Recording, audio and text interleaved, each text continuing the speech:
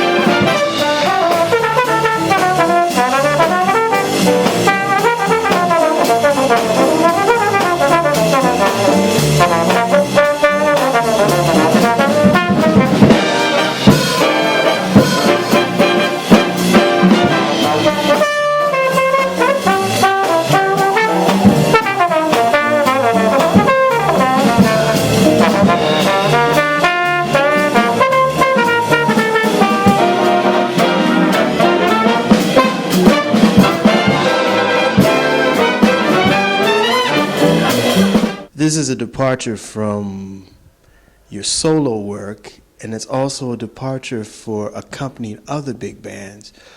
What was your insight in putting this band together? You know, I wanted a concept where the musicians were coming together to make music that feels good first.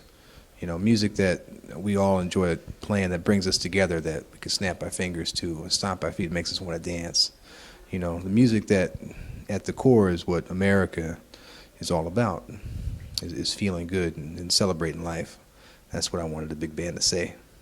Mike, you go back through the whole, I guess, jazz vernacular as far as the big band legends, and you are interpreting standards to your own swag. How hard or how easy is that? You know, it's never easy, because we have to, dig deep in I have to dig deep and find, my truth, what I have to say about it. For that, I like to draw upon my history.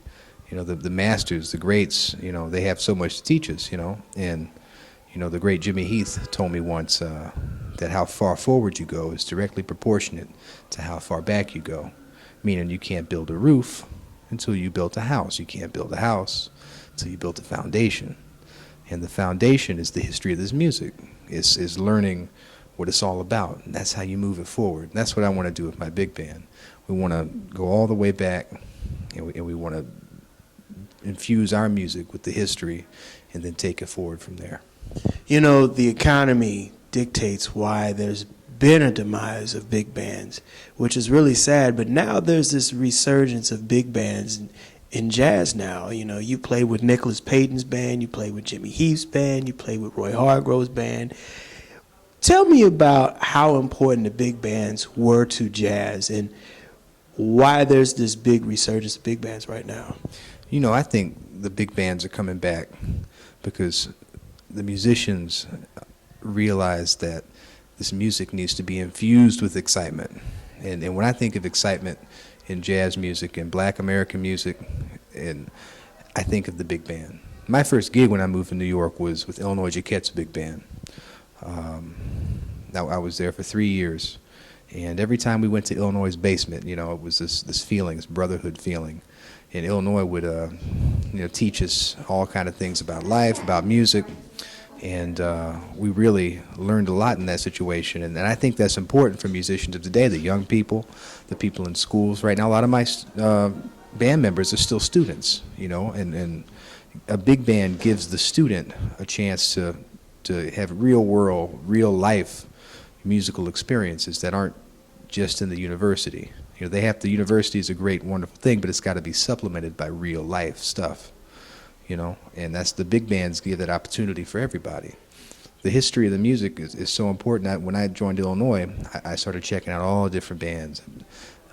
Mr. Billy Eckstine's band with Sarah Vaughan, Dizzy Gillespie, and then further back, the legendary musicians in Duke Ellington, Count Basie. They had their bands when they were very young men, and they kept them through their entire history. It says something about the importance of the big band. Wynton Marsalis has a big band. He's had a big band for a long time now, and all this underscores the importance of what the band, what the large group brings to the music. That's why I got a big band.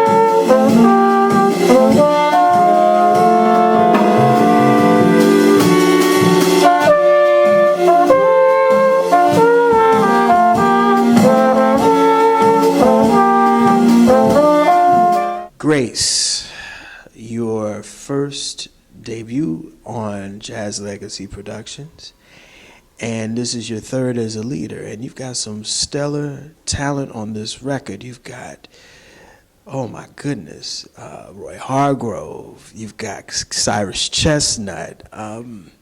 Tell me about this project, because there's some beautiful songs on here. You know, John Lee is a really great producer, and he's underrated for his producing abilities. John and I started speaking about doing a project for Jazz Legacy, and he had some really great ideas. And he asked me, he said, "Mike, pick some songs out. I'll pick some songs out. We'll have a meeting and we'll talk about it." And so I brought about 12 tunes. John brought about 12 different songs. And we sat down and talked about them and listened to them and had a nice meal. And by the time we finished, we had a really great set of 15 songs, which we all recorded. Now, there's only 12 on the album, but John had the great idea that it would be nice to put my own stamp, my own version of these timeless songs written, not Broadway or Tin Pan Alley songs, but songs written by the great jazz players, like Oscar Peterson, Randy Brecker, Miles Davis. I mean, the list, McCoy Tyner. So it was so much fun getting to play all these songs by my favorite musicians. And when it came time to pick the band, it was, you know, John just had these great suggestions for people, and I couldn't be happier. I've always wanted to work with musicians like Cyrus Chestnut and Rufus Reid. I first heard Rufus with Stan Getz. I said, man, I would love to play with him one day. And it was great that this worked out, that everybody was free for the date. We were able to, it was done over 2 days, a very relaxed session. Not many takes on the songs. Some songs we got one take, others with 2 takes. And I got to play some songs that I've always wanted to play. 3.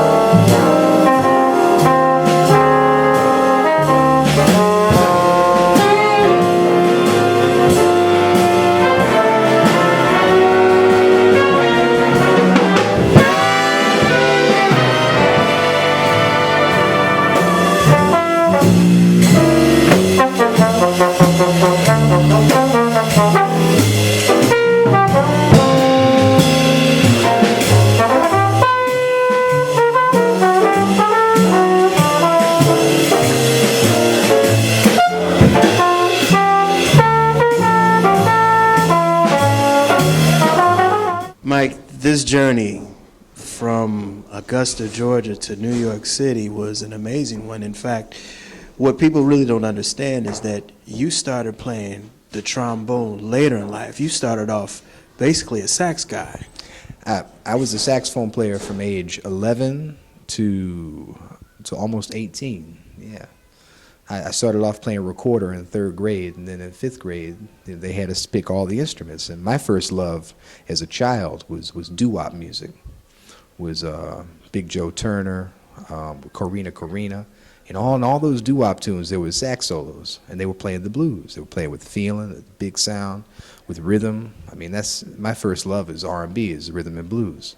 So when it came time to pick the instruments, I picked the saxophone, alto sax, and then tenor sax, and then baritone saxophone, and